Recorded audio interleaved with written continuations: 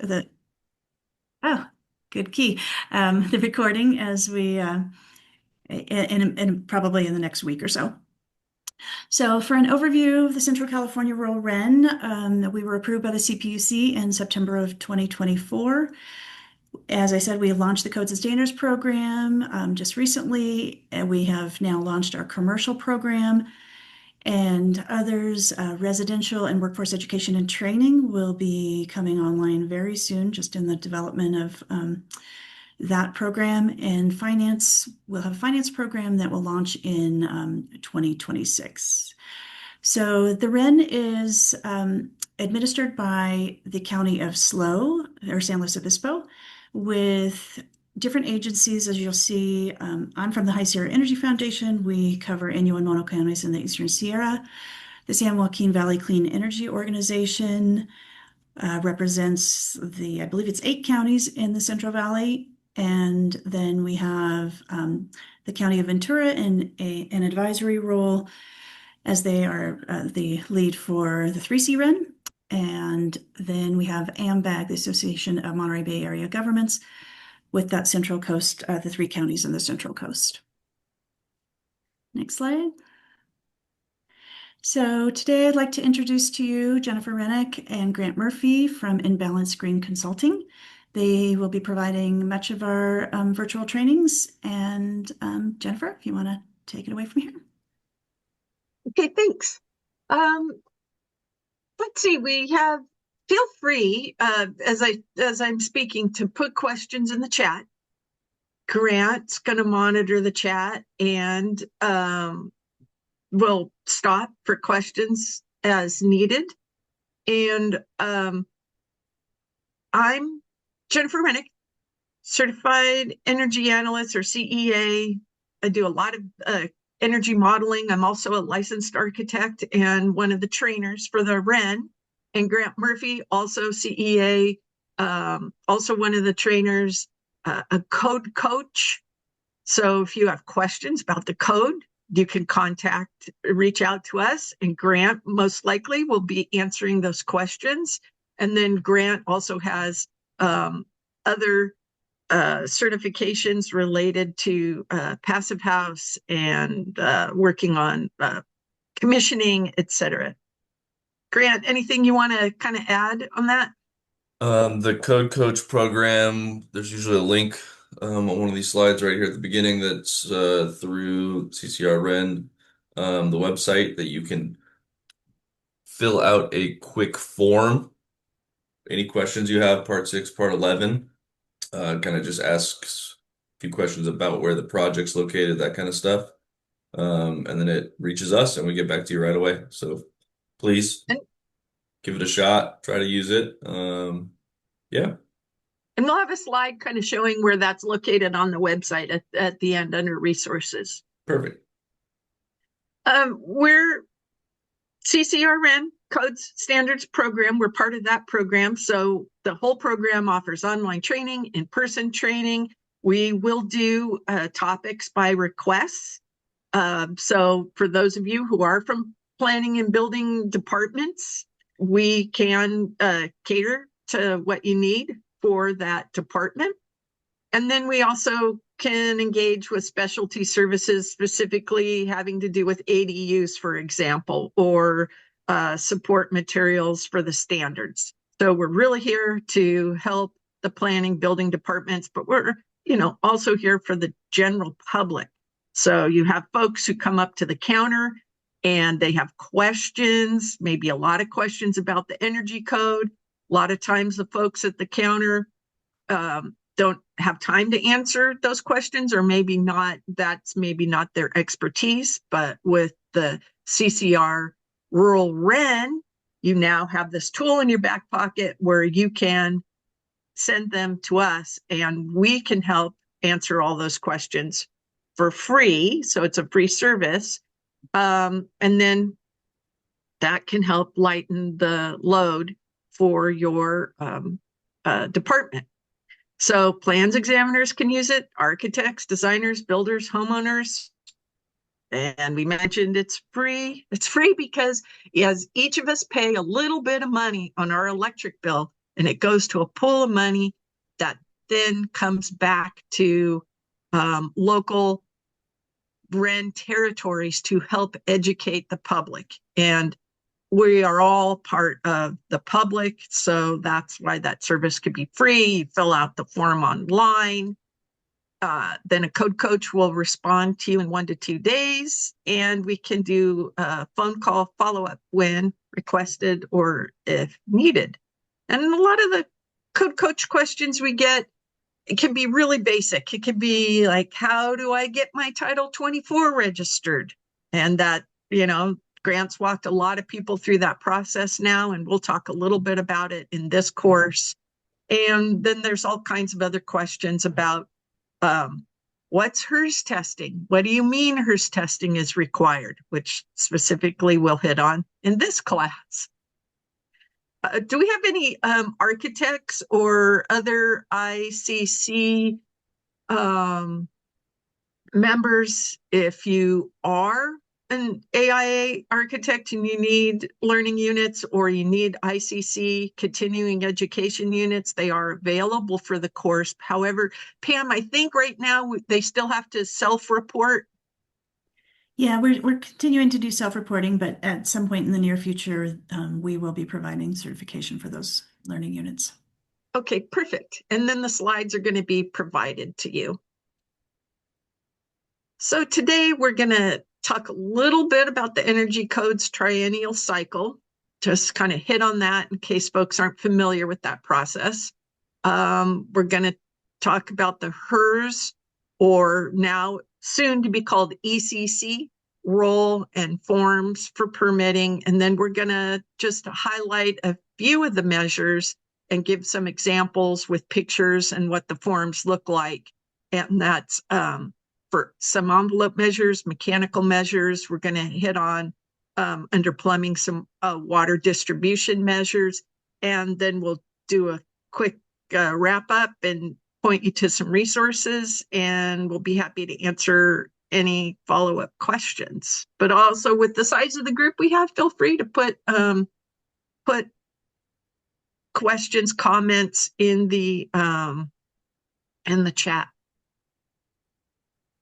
So guys, see, just kind of glancing at the chat real quick, it looks like we have folks who are part of planning and building or other jurisdictions. So just this might be a reminder, but this kind of information is also good to have on hand when you're working with the general public, but kind of remind folks that under the Energy Code, when we say building envelope, we talk about floors, walls, windows, and roofs, and specifically like the amounts of insulation that are in those assemblies. We will talk about domestic hot water, the heating, cooling, and ventilation systems, your lighting, and the building scale solar energy and battery systems. And then, of course, today we're really talking a lot more about field verification and diagnostic testing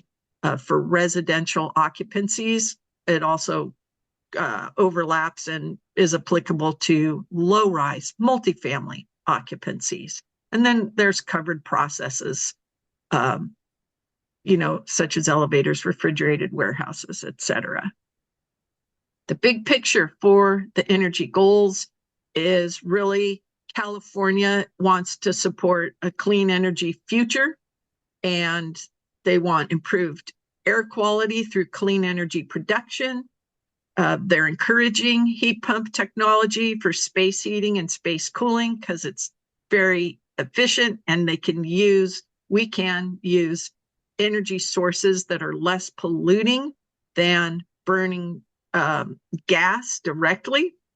So a lot of the energy code is moving towards more renewables. And right now, California has over half of our energy resources are from renewables, and we're still continuing in that direction. And then a lot of the newest code cycle there's measures in there that are going to reduce the water use in homes and even in non-res buildings through improved efficiency measures for like chillers, used in non-residential buildings. And so that's all going to save our state $4.8 billion. And then some of the new prescriptive requirements or some of the new things that are coming into the code for this year is the heat pump space heating we talked about. There's a new requirement for heat pumps to have a refrigerant charge verification. We'll touch on that. There's a new requirement that if you do have energy or heat recovery ventilation type systems, you'd have fault indicator display. We'll kind of hit on that. And then there's always improvements on heat pump water heaters and new mandatory requirements for that. California's been on a path for improved energy efficiency since the 1970s. And every 3 years, the California Building Code is updated, including the Energy Code. And there is a process that the state goes through to engage the general public and stakeholders.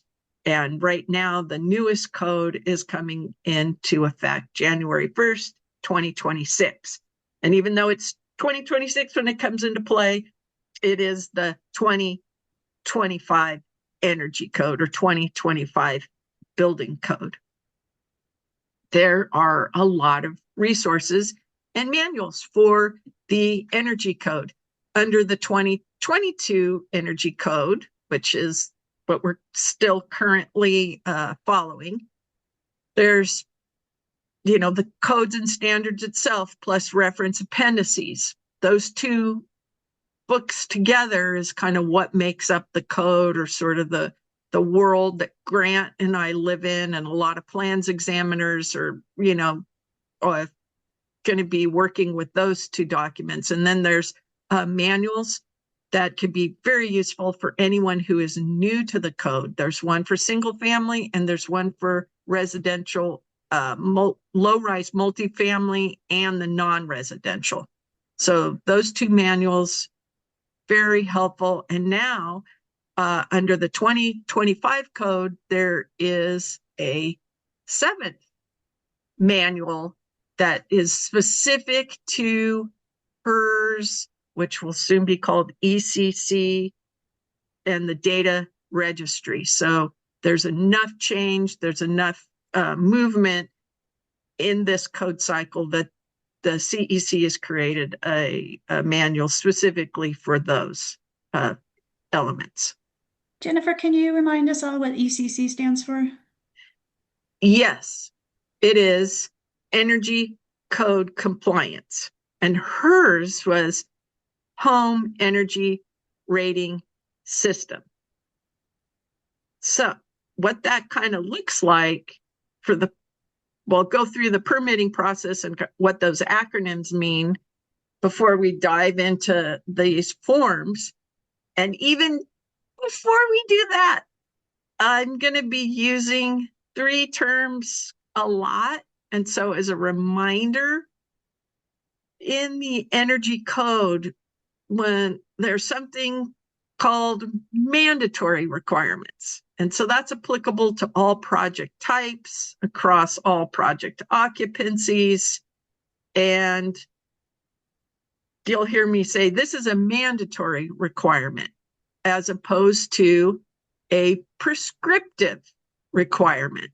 And prescriptive requirement essentially means you could have a project show that it meets the Energy Code by basically going through a whole list of checkboxes. And if you follow every feature in that checklist, then you can comply prescriptively. And if you're complying prescriptively, then those things on the checklist are requirements. However, under the Energy Code, you can use energy modeling. You could use something called the performance method. And those prescriptive component package features of that checklist become the baseline or what your proposed building is going to be compared against in this energy performance model. And the benefit of the performance method is you can trade things off. So perhaps you don't use as much insulation on your walls as what you would have on that checklist approach. That's fine, because you could use a more energy efficient water heating system, for example, or put more insulation in your attic instead of on your walls, or better windows, and you can trade these things off. And so you'll kind of hear me talk about features that are available as a performance method credit that requires a HERS or ECC person, but you don't necessarily have to do it. It becomes optional at that point. It's how you want to package it together. Grant and I, most of the work we do, it's all performance method. And the whole idea is that people come to us because they have a certain way they want to do their house, and it allows them to trade off the features and meet their client's budget by doing it that way. So kind of, the big picture background, and for residential permitting is we have a design submittal, then there's a construction process, and then we have final occupancy. So those of you in the planning building departments, you're familiar with this, but we find that a lot of the public, they don't quite understand this process, especially if they're coming to you for their own, like an ADU or an addition or alteration. So it's useful to describe it this way to them. And then during that design submittal, that's when they show their CF1R, their compliance documents. And it has to be uploaded to a HERS registry. That's the part where grants available. We've helped a lot of folks from the general public figure out what that means, especially when it comes to ADUs. We're finding that a lot of people want to build them now, and it's hanging them up. Then there's the CF2Rs for your installation of whatever that HERS requirement was. And then the CF3R is the verification that measure was met. These also have to be uploaded to that HERS registry. And then the final occupancy can take place when the building official confirms that you had a passing CF1R, your CF2Rs and 3Rs are uploaded and signed, and they show compliance. And then the project status report, says approved. And what that can look like as you're interfacing with the HERS registry, I'll show you what a screenshot of that looks like.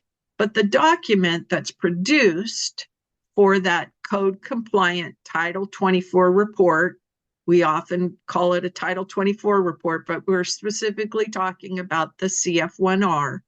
That document is watermarked when it shows compliance. And in this case, it's watermarked with cheers, which is that blue kind of emblem on this Title 24 report. And then that can be downloaded or added to the plan set, and you will know that this report now is in compliance when it's been watermarked. The part that a lot of folks makes this process slightly complicated, but not too bad once you kind of realize where everything is located, is that typically it's on page 3 of that Title 24 report. You're going to see a list of required special features and HERS feature summary. So that's this page that we're going to pick apart and kind of show how that applies to these other documents. But this is where the architects should be directed to take a look at, and anyone working on the job site should be aware of these features. So more and more, we're recommending that the architects and the builder really pay attention to this page and get this information on the cover sheet of their projects just to alert the whole team so the process goes smoother. And then your CF1Rs on the registry, you get the CF2Rs and 3Rs that show you installed it and it's functioning. And then the authority having jurisdiction will see that all of that passes and you're good to go. When you log on to the HERS registry, for example, for any particular project, you may have a set of requirements related to that with the CF2R and CF3R. So code compliance is your CF1R, performance method. This one shows it passed.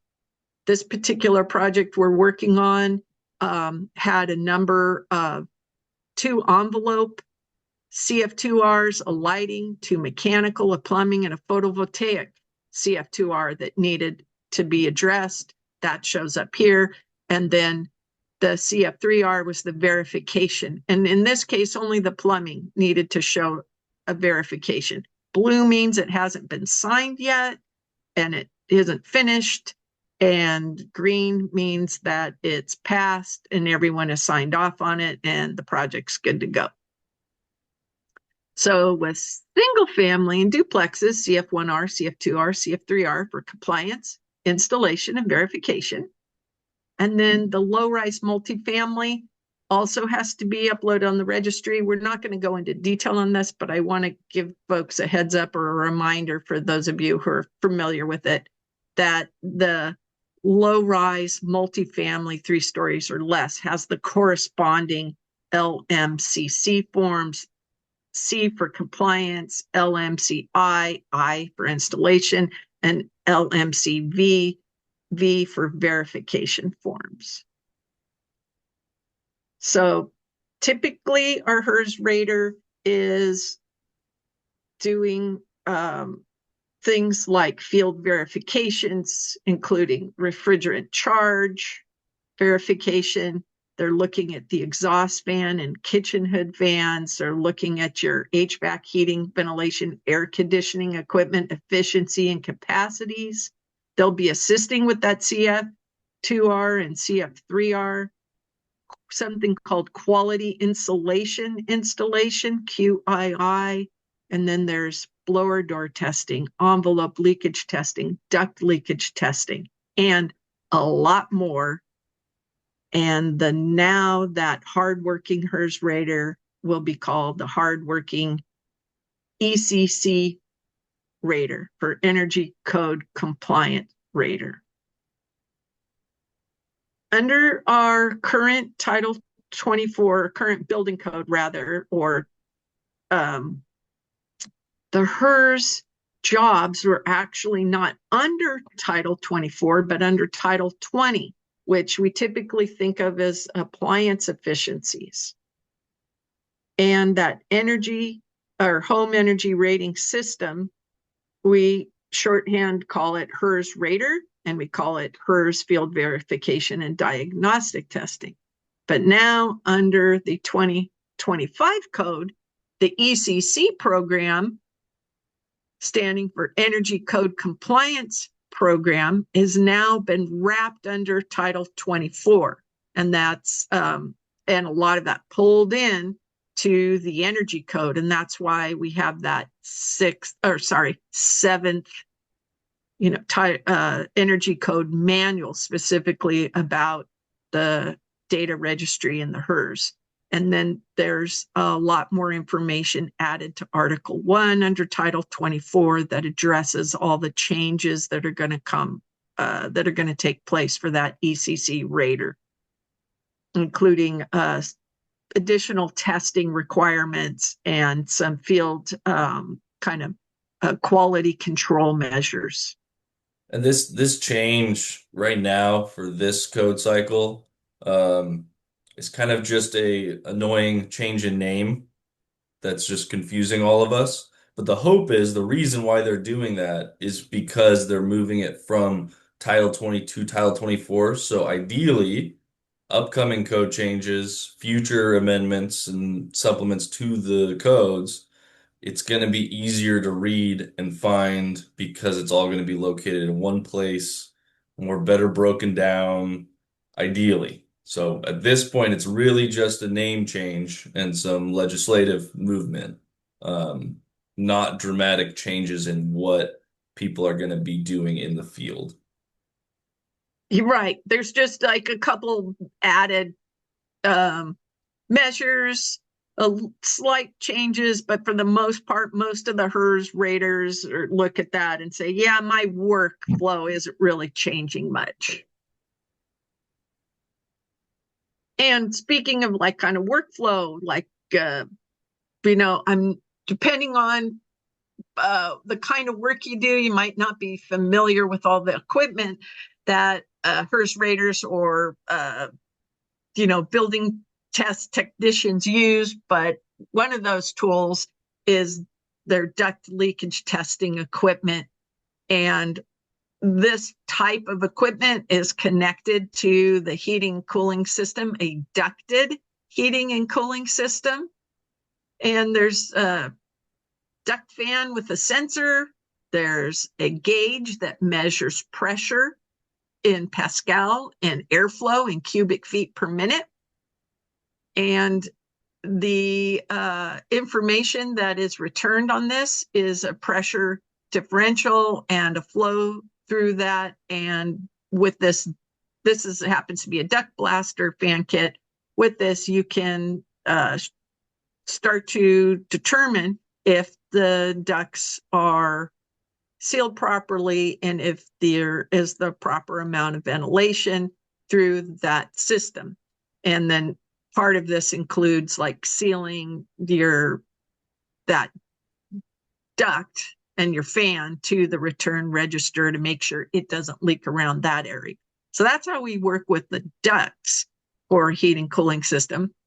And then we also look at the building air leakage itself. Is that envelope not leaking air is the idea. And there's kind of two big reasons for it. One, we talk a lot about this from an energy perspective. Grant and I having, that's what we do is the energy efficiency side of things. But we just did a training yesterday with a builder who has really come back and said their building air leakage and what they're doing to make their building tight has improved so much because of fire. And the thinking is that we see a lot going on with wildfires and then those fires hitting into neighborhoods is that every place your building leaks air, it will also leak fire essentially, or leak extremely hot air that then combusts those materials, because when the fire comes through neighborhoods, it's extremely hot, like 2000 degrees hot in some cases. So they find that folks are more motivated to make sure their house doesn't leak because of wildfire. So I think that's very interesting take, and it helps with the energy efficiency as well. And it's been in the code for energy code for a long time that your building doesn't leak. It's just it wasn't always easy to deal with or to understand unless you do a blower door test. So this is an example of kind of what this looks like when the blower door is shorthanded, called blower door. When you set up the gasket in a doorway, it's got a blower and fan. It has a gauge, and the gauge also is going to measure a pressure differential in Pascal and airflow through that blower fan. You can positively pressurize the house or in some case negatively pressurize the system. And this gives you an indication of how leaky your house is. This is a sample list. That's just a graphic there of a sample list of all the potential, or not even potential, there's more than this. This is just a project we had been working on, and sometimes we do have a very long list like this, especially if they're including a pool and spa. They have batteries and photovoltaics, et cetera, et cetera. And these HERS categories cover the electric ready requirements, your envelope lighting, mechanical, plumbing, your solar zone area. These measures could be required as being mandatory. It could be part of a prescriptive requirement, or it might be something you're doing on purpose as a performance credit, and you're taking that optional HERS verification for extra credit. Now, that's kind of like that sort of background, sort of whirlwind of what these forms, what this is, the topics it covers. But if you want to understand a little bit more about each of these potential requirements, and also I think is a resource for a lot of architects, or even for those working with the public, to kind of explain to them what goes into all of this, you can go to the California Energy Commission energy.ca.gov website and navigate to the programs and topics. And from there, you're going to navigate all programs into the building energy efficiency standards. And then depending on, when you do this, right now we're in the 2022 building efficiency standards. So you'll navigate to that, and then eventually to the 2022 supporting documents forms residential. We have a similar thing for low-rise multifamily. And these forms are available. They're for reference. Most of them are for reference only. There's only a couple that you could get that you could fill in yourself. Most of these are for reference, and they're going to be watermarked for informational and data collection only, not valid unless you go through that HERS provider, that HERS registry on Cheers that we talked about. And you can open each of these categories, and then you will see the plethora of forms. And at first it's kind of overwhelming, but I'm going to walk you through some of this. And these are good resources to take a look at, because they'll list a lot of the requirements and sort of the ideas to demystify what's really required. So some of these forms really don't have a lot of places to be filled out, but also give more of the requirements and instructions. So it's right there in one document, and you don't have to flip through 770 pages of code book and another 600 pages of reference appendices to figure out maybe what's required for this one measure. So we're going to take a look at a little bit at the envelope, mechanical, and plumbing, and expand those out. And each of these forms, when you download them, the document's typically like 20 to 30 pages, which a lot of the times when people route themselves here somehow, they go, what? That's too many pages. I don't want to deal with that. More than half of the document that you download for these reference docs, these supporting docs, is a set of user instructions. And it goes through table by table, column and row, explaining what they supposedly want input, what information they're looking for. So it is just something I want to note, because a lot of people find it daunting when they first open the document. And the reality is the form is typically 10 to 12 pages, and a couple of those are like general information and a signature. So the form itself is smaller, but the document you open will have a lot of information in it. Right. And even then, even within the form, it's like they try to make it more simple. So do you make it more simple by just pulling a bunch of stuff together, or do you make it shorter but have a whole bunch more forms to choose from? So it's kind of somewhere in the middle. So even a form that might be 6 pages, like you might only be dealing with 3 tables in that whole thing. So it does help to read. So if you really don't like to read, well, you can work with, we'll help you. We can walk you through this as code coaches, but also you can get someone who reads a little more and you find out it's not as bad as it looks. Plus your HERS rater or your ECC rater, really, they know these forms inside and out. They can help you and they walk you through it. And really, if you're on the construction side of it, we highly recommend you get that HERS rater on board early and you have a pre-construction meeting and you talk about it and you go through it, and then they'll hone in on the things you really need. So when you open up the envelope tab, there's relatively few documents that open up to choose from for your CF2R and your CF3R.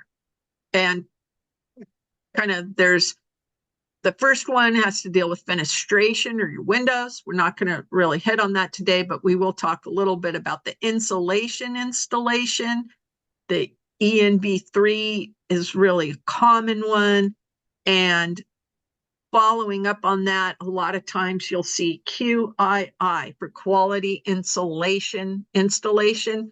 And there's two phases for that, framing stage and then the insulation installation itself. And these can be a prescriptively required, or you can trade off doing this for the performance method or keep it in place and do it for the performance method. And then kind of related to that is the building air leakage and envelope testing. And so it seems a little bit out of order, but part of the requirements for that building air leakage diagnostics is the air sealing, which you would do before you install the insulation. So that's kind of a little bit behind, the logic on that. Now, when you open, and reminder, E stands for enforcement agency in these names, and H is for HERS. Last I saw for the 2025 code, I think they're still keeping the H. I haven't seen on any of the forms that they're removing the H. So that was the only thing I thought could be a little confusing in the future, because it's changing to ECC, but E's for enforcement, but H is for HERS. So I don't know what they're going to do yet. That's a heads up for the folks who are all in the planning and building departments who have to deal with these forms. We'll see. Mechanical. This seems daunting. When I first opened this up, I was like, wow, okay. I remember learning about this thinking, holy moly, this is a lot of forms, but it's not that bad. They are grouped. I say it's not that bad. There's there's not really 34 categories. It skips, but there's, a grouping 1 and then a 2 that has to have a whole house fan, 4 evaporative cooler. So a lot of these things aren't going to apply to people, and you don't have to worry about it. But there are a couple of mechanical forms that relate to the envelope, and specifically it's the air infiltration sealing at the framing stage and your enclosure air leakage worksheet. Also, it overlaps with mechanical, so we'll hit on those two today. And then these other tests, I kind of showed them grouped together just to give you an idea that even though it looks like a lot of forms, really, like the first grouping is about ducts and fans. It just depends on if it's an alteration, new construction, or existing plus additional alteration, which is a type of performance run you can do. And same with a lot of the other, those fans. But, something that's applicable to all projects is the local mechanical exhaust. We'll hit on that. And then this other grouping has to do with your space conditioning system and how it's rated. And then on the CF3R, it's a similar kind of grouping where, we're going to have the a related topic to the envelope is the building air leakage. There's a CF3R that goes with it. And then the rest of these tests are kind of grouped up together. Again, local mechanical exhaust and refrigerant charge if you're installing heat pump or air conditioning.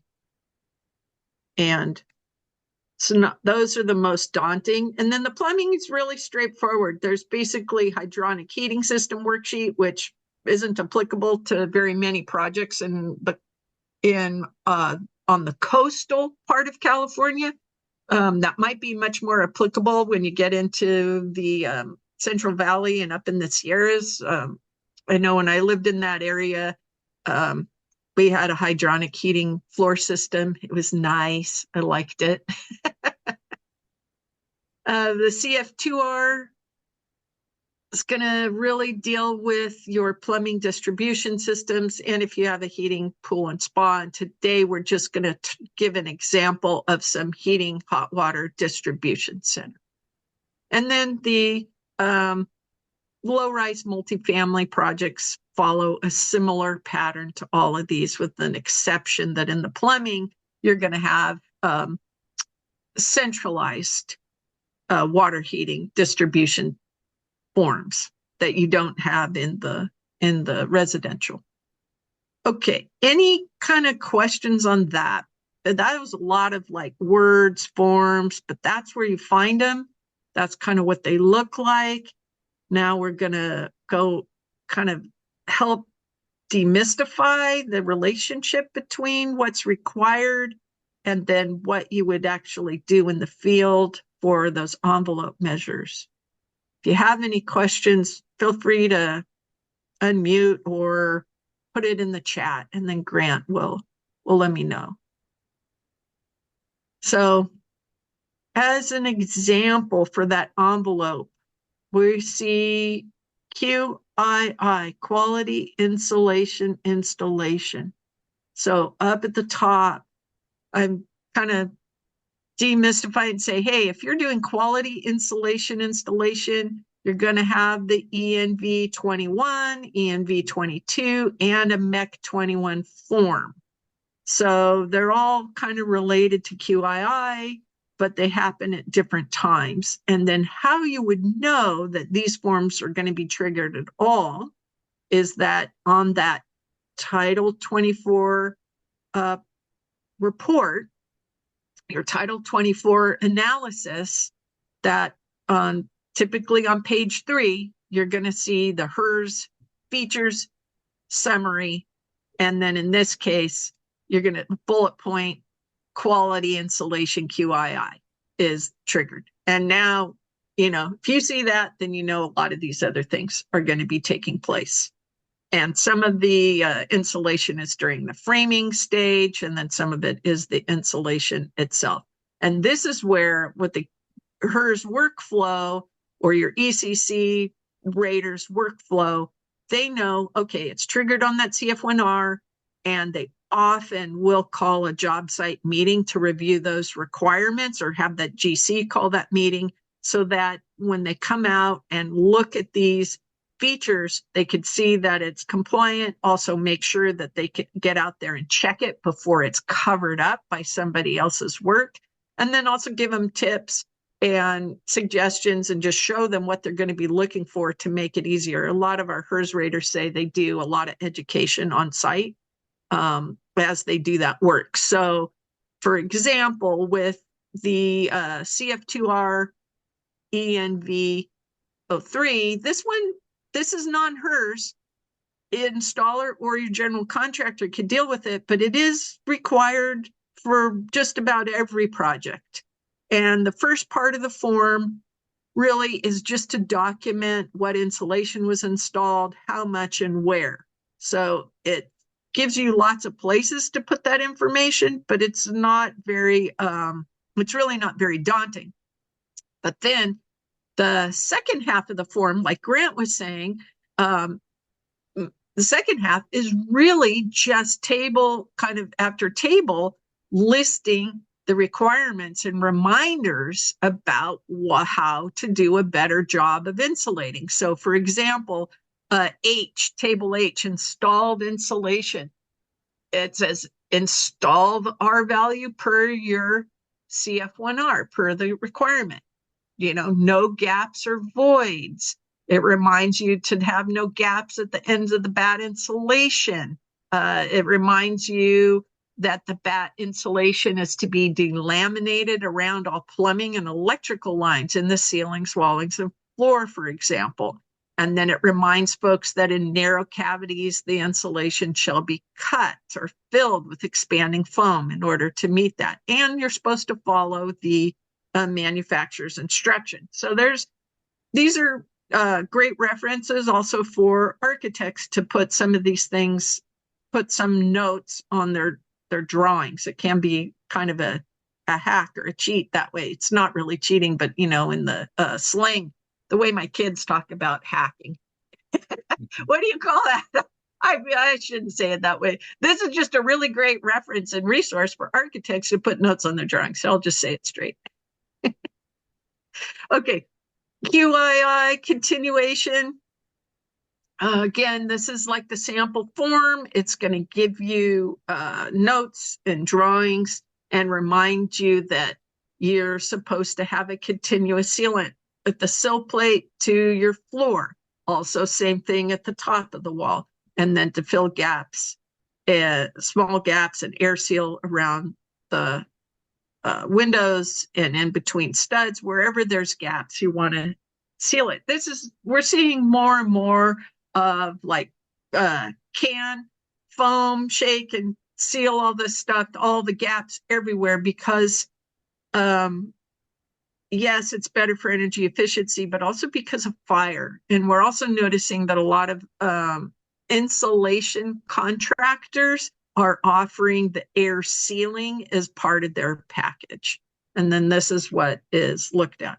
Now, a common trouble spot that we see is when our ducts, our return ducts, supply ducts are connected to the envelope, typically at a drywall ceiling or drywall walls.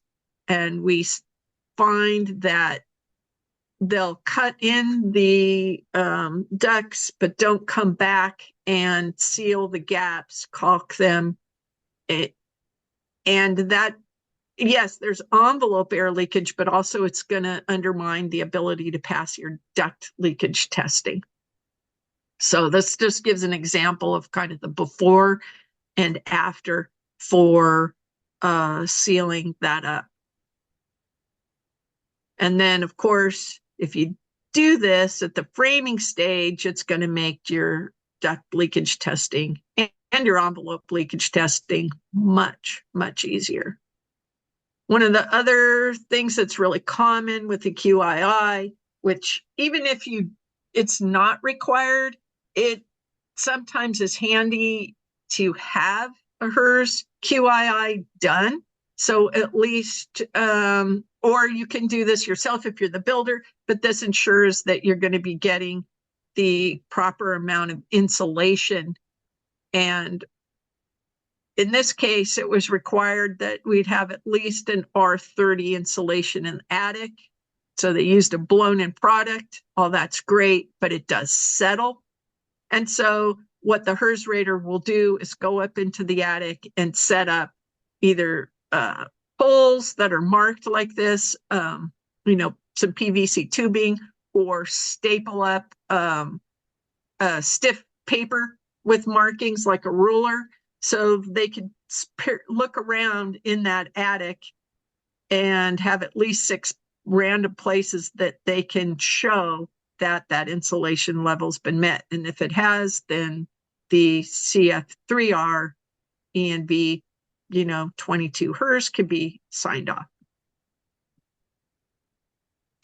So that's kind of that part of the, a little bit of that process. And then similar thing for building enclosure air leakage. If it's triggered, you need the ENV 20 and the MEC 24. Similar workflow for HERS. It's going to be triggered on the CF1R. You're going to know that because it's listed on the HERS feature summary. So just below QII, you see building air leakage, reduced infiltration, and that's what's required. And it is okay. And often your HERS rater will come out and do pre-tests. It's recommended. Yes, a job site meeting to review these requirements, but they can come out and they can test it to see how you're doing before everything's complete. So you can go back and seal the envelope better.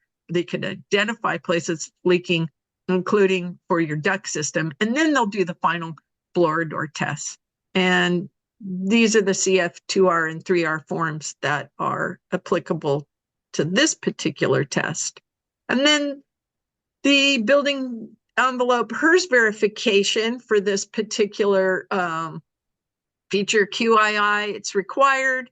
Building envelope air leakage required, yes. And then for this project, for it to pass, to get that extra credit, it needed at least to show that it had 400 CFM or less, or 2 air changes per hour or less air leakage. And kind of what that means, practically speaking, is after all that air sealing's done, then you could set up your blower door test and then target and double check that 400 CFM or cubic feet per minute at 50 Pascal pressure differential. So they're going to positively or negatively pressurize the building to 50 Pascal. And then they can also convert with a little bit of math, convert this to how many air changes per hour and show that both of those are met. And if it doesn't work here, you can do things like go in with specialized like theater fog and find the leaks, seal them, and then come back and do the final testing. So mechanical measures related, again, it's the same sort of process. You're going to look at that CF1R and see what's triggered. And the HERS summary there, where it shows a number of, in this case, low leakage ducts and low leakage air handler. So low leakage duct testing and low leakage air handler unit is triggered. And then minimum airflow, verified efficiency, fan efficiency. These things are also triggered on some of these MEC, MEC 01, MEC 22, MEC 23, etc. So when this is triggered, a lot of it comes in. And the HERS workflow is kind of the same thing. You want to have the job site, a review meeting, and then you can do the pre-test for the duct leakage testing and then the final testing. So HVAC distribution, HERS verification itself, this is all part of the Title 24 report. It's there, but yet kind of have to know where to look because some Title 24 reports themselves are multiple pages. So duct leakage testing, low leakage air handler required. Okay. And just go back real quick. Yeah. Just kind of a little bit bigger picture on, who's looking for these portions of the form. How can we help these projects? If a project is following how these forms and verifications and tests are supposed to, each individual party, the HERS rater, the builder, planning and building, the building inspector themselves, it should simply go down the line and have the correct parties participate. What we find the biggest issue is missing one of these items, knowing that it's part of the project. Say a homeowner's doing this themselves, they hire an energy consultant, don't really discuss it, they are hiring subs, they keep moving forwards, and then it falls on the building inspector saying, hey, where's your HERS stuff? Meanwhile, they've already drywalled the project. So it's kind of just the catch. I never expect a plan checker to be identifying that there is a low leakage air handler, confirming that the air handler on the plans matches that spec. That's kind of a little too far, but making sure that everyone's notified, hey, there are HERS ECC measures on this project. You need to have a HERS rater, and it's a really good idea to get them on early so that private industry professional can explain what they're looking for and when. That's the gap that we're seeing is falling in this process pretty routinely. Yes. Yes. Thanks, Jeffrey. Yes. I concur. Yeah. Um, same kind of thing for duct sealing when you have alterations. So a lot of times, I mean, kind of going back to what Grant was saying, you're doing an alteration on a project. It's not a new project. You're doing a remodel. And a lot of folks don't realize that when they do that remodel, it often can trigger under the, this report to get it to pass based on what they're doing. They may have to do QII. They may have to do building air leakage testing, but they may also have to do duct sealing. It's required if a duct system component, plenum, or air handler unit is altered. So that itself triggers. So again, we kind of come back to getting HERS on board early, and pre-testing can be done, and a job site review, etc. So what this could look like, you kind of in practice with, say, you got a split system heat pump with an indoor air handler is being installed. So we've got our outdoor heat pump compressor unit installed, or we could have so that's outdoors. And then indoors, you have the air handler that in this case is installed behind a closet door, and the return plenum is at the bottom of the unit. And so our duct test equipment is sealed and connected to that return air plenum at the bottom of that air handler, just below the closet door in the picture on the left. And then you've got that system set up, and then the test is run. Now, it's only going to work if all the supply registers are covered. So they do make these cool oversized caps that a lot of the HERS raters we work with like to use, where they'll suction right on the wall, right over the supply registers. And if you don't have those, you can still come back and use plastic and sheeting and tape off every single one of the registers. And now this way, the supply is blocked, and you've got your equipment connected to the return air system. And now you can test for leaks throughout the rest of the duct system. And if you do find leaks, sometimes it's hard to know where they are. So you can set up a test and add some theatrical fog and have the, positively pressurize the duct blaster, that fan, so it sucks the theatrical fog into the air handler and then pushes it out throughout all the leaks. And then you can find leakage. This is especially important test if you have projects where the air handler or the system, think of like a lot of furnaces that people have, especially in older homes, that are located in the garage, because the last thing you want to do is be sucking in car exhaust from the person's garage into their air handler air system. So you're not allowed to have any leaking at all if your air handler's in the garage. But this is the test that's commonly used to do that. It also works great for finding small leaks in the duct system throughout the whole system. Okay, you saw these images already on the right.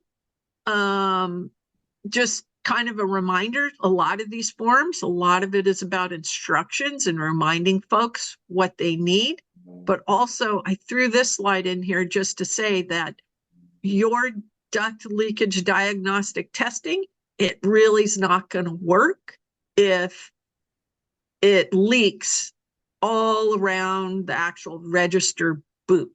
And so this will show up right away. So this needs to be sealed, and then the final testing can be done. And then there's some best practices. Again, the CF3R, this MEC 20 sheet, a lot of it is just best practices or reminders about what you need to do. So for example, if cloth back tape was used, it was covered with mastic and draw bands.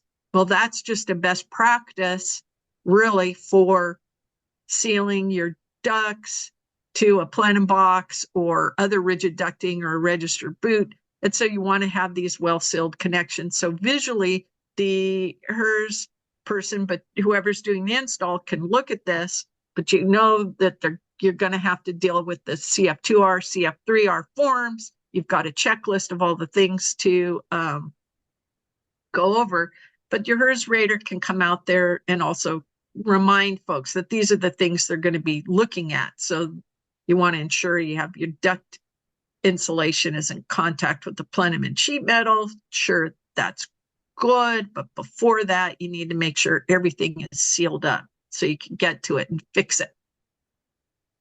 Now, here's an example of an optional testing you can do if you want credit for it, which is to claim credit that you've located the ducts completely within the envelope, within the insulated envelope.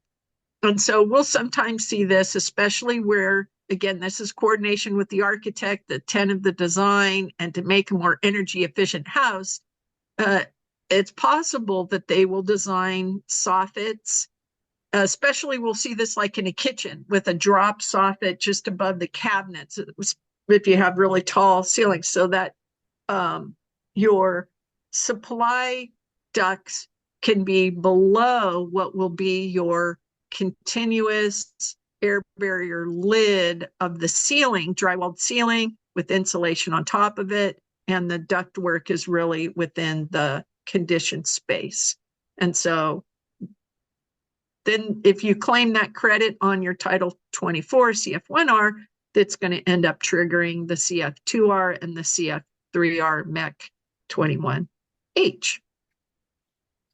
HERS raters also are going to come out. This is a requirement for everything. I mean, this is one where it cuts across all the board. So mandatory measure that your kitchen exhaust is functioning properly, the hood over your kitchen cooking appliance, and that your bathroom fans are working properly. I'll show you that next. And again, this is true. You'll see it in the HERS feature summary, indoor air quality ventilation, and kitchen range hood. And kind of a reminder, so that CFM that's installed needs to meet or exceed what shows up on your Title 24 report. So example of this, they have a vented hood. This example too on this, this is from a low-rise multifamily that's insulation. So you'll see LMCI on this particular form for the MEC 32. But this is really a common thing to double check for multifamilies, because it used to be kind of old school way is they would put in a microwave hood combo above the stove to save space.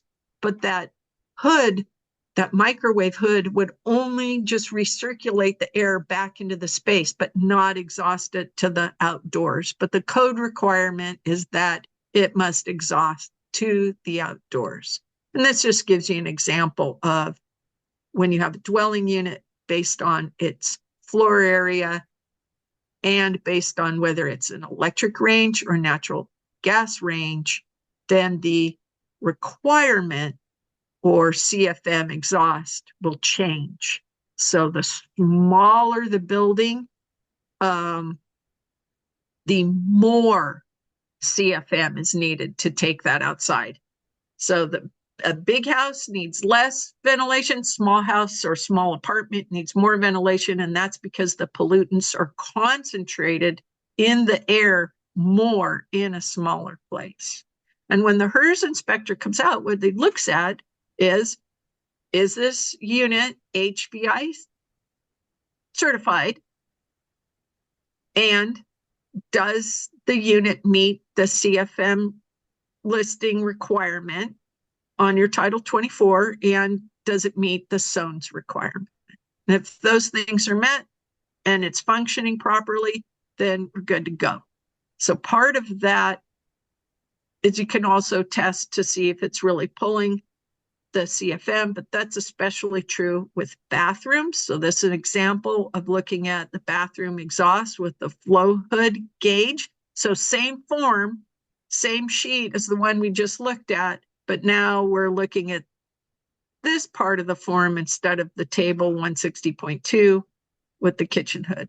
And in this case, we need to show that the bathroom fan has 20 CFM continuous exhaust, and it can boost up to 50 CFM. And if that works, the compliance is there, then that passes that. Jennifer, I have a quick question. Yeah. Quick question.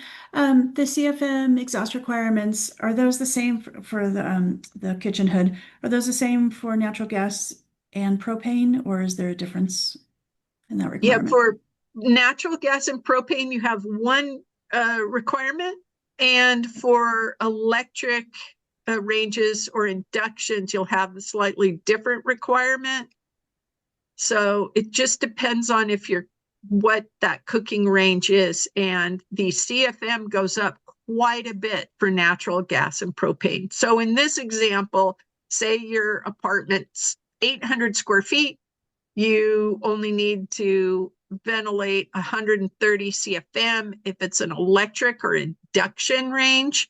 But if you have gas, you should be venting up to 280 CFM. So quite a bit of size difference. And that's because the EPA and California Energy Commission have shown that there is an increased amount of pollution that gets into the air from natural gas or liquid propane appliances. And unfortunately, a lot of them do leak. Yeah, which thanks adds for that to, yeah. Thanks for that clarification. Yeah, you're welcome. Okay, one way to ensure that you have fresh air throughout your house or apartment, if you don't want to use that bathroom exhaust only fan, we're seeing this more and more, is to use balanced ventilation or ventilation that includes energy recovery or heat recovery. It basically means you have a separate ducted, small ducted system that brings in fresh air to spaces throughout the house. If you do that, then you would have HERS Rater come and look at that system and see that it's meeting the specifications and meeting the outside air ventilation that you need. And this is just an example of one type of unit. It's kind of a higher end unit called a Zender. Small 3-inch ducts can be routed throughout the house. More commonly, we're seeing units that look more like this Panasonic unit with just a metal box as opposed to the sleek plastic sort of designed covers of that other unit. But inside both units, it basically looks like this, where you've got a place for incoming air, outgoing air, return and supply to the house, and then you have a specialized filter that's that cube in the middle that does the heat exchanging. And new to the 2025 code is this is a prescriptive requirement if you're doing the heat recovery ventilation, that you have specialized diagnostic controls so that it alerts the homeowner if there's something at fault with or something not functioning properly with the system. And Panasonic now is making one that it specifically says it's compliant with the Title 24 requirements, meaning the fault indicator display. And this would be, because it's in the new code, it will also be ECC rater field verified. We just had a question, Yeah. Jennifer. Raphael asks, a whole house ventilation fan required to be hardwired or on a switch with a 24/7 label? Raphael, are you talking a HRV, ERV, or like a whole house ventilation fan? Because those are similar Words. components, but similar words, but two different types of systems that we do see frequently.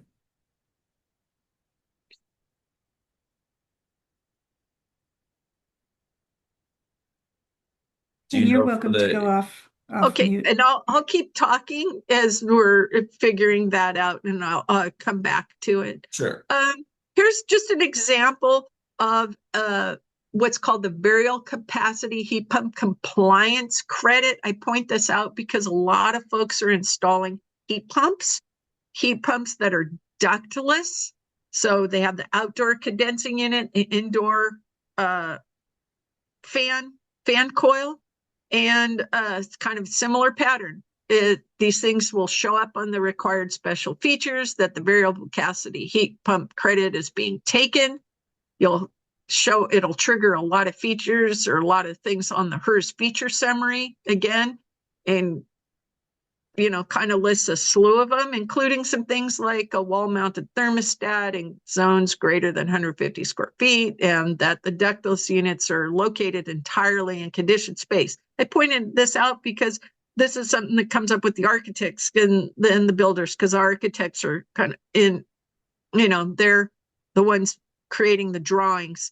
So they need to understand what that requirement is. It also triggers a verified refrigerant charge. Now, this is one where HERS rater says this test can be so easy as long as the HERS rater knows and is coordinated with the installing contractor to come out to the site and basically look over their shoulder and say, yep, you did the test, and yep, it meets it, and then they sign it and go. Otherwise, it's an ordeal to have folks come back out and retest it. So this is kind of a coordination issue, but this is also a new prescriptively requirement for heat pumps for heating and cooling. Kind of back to, though, the optional credit you could get in the performance method. And this just shows an example of the indoor unit, what it could look like wall mounted. You'd put that in each of your living zone and your bedrooms for that requirement. And you need to show that the unit is located within a taped and sealed air barrier and within that thermal envelope. And that could be a detail that the architect does. And it's a similar requirements for recessed ceiling registers. This one shows a square one. We often work on projects that use the rectangular shaped ones. And the trick here is that to comply with this credit in the performance method, you would the builder and the architect need to specify how this unit is going to be within the air barrier, within the thermal envelope. And there's two ways to show that. One requires building an actual drywall box over the unit and sealing and taping it. With the plumbing and water distribution measures, it's fairly straightforward, but there's just a couple of things I really want to point out. This is an excerpt from the ACM, which is the Alternative Calculation Method Manual, which is one of those books I showed you, those 7 that are available. It basically shows that if you do a standard installation, it doesn't give you a penalty or a credit. But if you use point of use, so you can put that water heater right where the hot water is needed, you can actually get a pretty substantial credit. So it's a multiplier, 0.3. It basically means 30% of your standard is all the energy that you'll show. And you can get extra credit by also doing pipe insulation, but calling for a HERS inspection to show that the piping was insulated. And it gives you a 15% like boost on that. Now, where we run into a lot of trouble is you can also do compact insulation. Where we run into a lot of trouble is where we see recirculation pumps on hot water heaters. And if they have no controls, technically, if you were to model that correctly, you'd be showing a penalty almost 10 times more than the standard amount of hot water use, which is virtually impossible to trade off.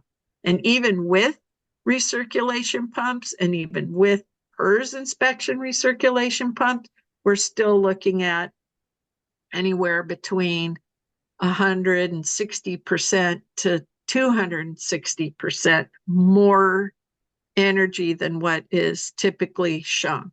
And so this is where our HERS raters go out to a job site and they go, oh, crumb. I don't see any indication that hot water recirculating system is on the plans. And so oftentimes then your Title 24 person will have to recalculate it to make it match. And here's where your HERS rater comes in, because you can do the hot water recirculation pump. Yes, there's a penalty, but not as much if you can have HERS verified demand recirculation. And then pipe insulation, it is a mandatory measure, but you can get some HERS credit if you have the HERS rater come out to see that all the piping was insulated properly. And then the one thing that we often see that's missing is, for example, on the elbows and connections. They're supposed to be fully adhered to each other and taped. In this case, I always say, oh, they just didn't come back and finish the taping job. But the HERS rater we work with goes, yeah, right. No, usually he has to mention it and then they come back and tape it. But you could do this for extra credit if you need it. And then point of use credit gives you that really big kind of credit. And this is a requirement if you're using an instantaneous electric water heater or any kind of electric water heater coming up in the new code for units or additions that are 500 square feet or less. And that new 2025 code update is they just removed the word instantaneous. So they do allow small tank type electric heaters in the new code. And what that looks like for compact plumbing is you put that heater very close to where the hot water is needed, and you often need to manifold it down. So that's an example on the right of a PEX manifold system. And you take the most direct path from the manifold to the fixture. And then there are certain requirements for piping size and length of pipe and feet. Now, the actual compact plumbing is a plans examiner verification in the sense that as a plans examiner, you would look at that and say, yeah, that water heater's right there next to the washer, the shower, the sink. Okay, it's close. It meets that requirement. But then to really know if this happened in the field, then you would need someone like your HERS rater or ECC rater to come out and verify it. Okay, so kind of wrapping this up. After, based on your Title 24, that page 316, I mean, there's a lot of requirements in there, but specifically today, based on meeting those required special features, your HERS special features, go through the CF2R, 3R, everything's watermarked. Cheers shows that you've passed through all of that, and then your process is complete and you can get the final occupancy and approval. To make your job easier, we recommend you coordinate with your HERS rater and have job site meetings to kind of review the requirements ahead of time and get everyone on board on what kind of HERS inspections are going to be required, or ECC field verification measures are going to be required. And what we recommend for the architects and kind of plans examiner folks is to promote or recommend that the architects have on the front cover kind of a code summary, they could call it, or a code analysis, or supporting documents, or energy code compliance summary is how I like to call it. And then make sure folks are referring to the Title 24 energy report, but explicitly saying, for example, like all pipes insulated, ECC rater field verification required, equipment verification required, QII, kind of alert the team to what's really going to be required. You can get more information on those forms and everything else going with the California Energy Commission, energy.ca.gov.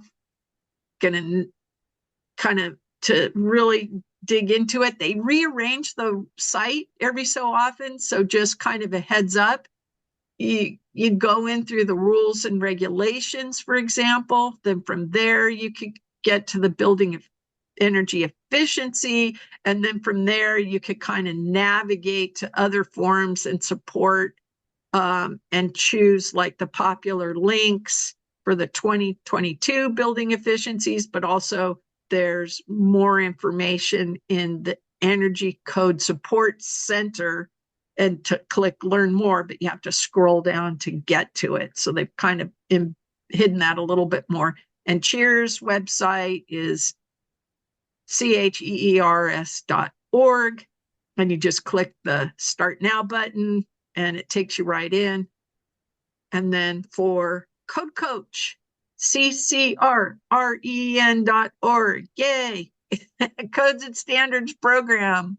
Just click on Programs, and then the Energy Code Coach intake form is in that part of the website. And then when you click Complete Our Intake Form, you'll get the Energy Code Intake Form window pop up, and you can fill this out, and then you will be able to get a hold of a code coach and get your questions answered.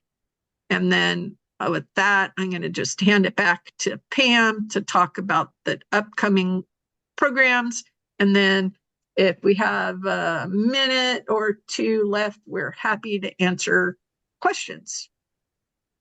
Yeah, before we do that, Grant, do you want to go ahead and answer Raphael's question? Sure. Yeah, Raphael followed up. He was talking about bathroom exhaust fans being used as a whole house exhaust fan. So, and then if it needs to be hardwired or switched. So there's two ventilation code requirements for single family residential. One is indoor air quality, so continuous outside air being provided to the home just for breathing. That can be achieved using exhaust fans. You're assuming that you're getting that air from building leakage, so it's not a controlled route of getting that outside air into the space. That's still the common, typical business as usual method. So for a home of a certain size, you have 2 or 3 bathrooms. Each of those bathrooms have their exhaust fan run continuously at a low CFM that sum total meets the required outside air. That would need to be hardwired to run continuously.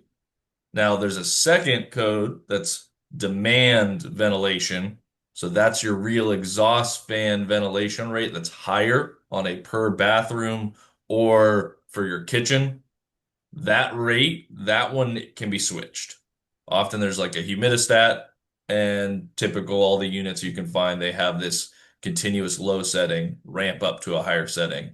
What you want to see is that that low continuous is actually continuous, and that you want to know that they were sized to meet the calculated required amount. Now, as we talk about getting these homes tighter, lower leakage, it's harder to guarantee that that leakage will be brought in through negative pressure.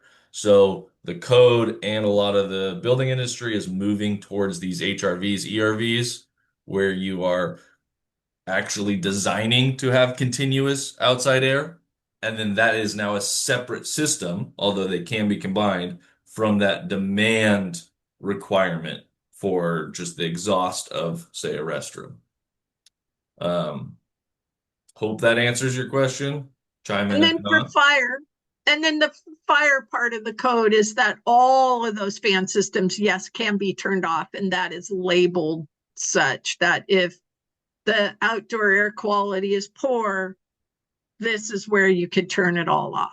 So yeah, if there is a wildfire, if you do have a lot of smoke, yes, or smog, the owners can always, I mean, the home occupants can always turn it off. But the idea is that if the air quality outside is good, it just runs continuously in the background and you don't touch it. Great. Yeah, so just a couple of additional trainings that will be coming up. We'll have an introduction to the Cal Green Code on Tuesday, July 23rd, and an introduction to zero net carbon design, which will provide some AIA credit for the zero net carbon qualifications. And all of that will be on our website, ccrren.org. You can register there. You will be getting a copy of the slides and a link to the recording. We'd appreciate, I put the a survey link in the code in the chat today. If you could go ahead and fill that out today, because I know sometimes when you get it a week later, going and doing that can be a little bit of a challenge. So, any information, and we would love to hear about, this, we're just starting this program up, and we would love to hear if there are topics that you would like us to consider for future trainings. You can either drop them into the chat or email us at info@ccrren.org. And with that, if there are no other questions, we'll wrap it up for the day, but I appreciate all of you coming out and to learn more about compliance of HERS and ECC. Perfect. Okay, great. Thank you all so much.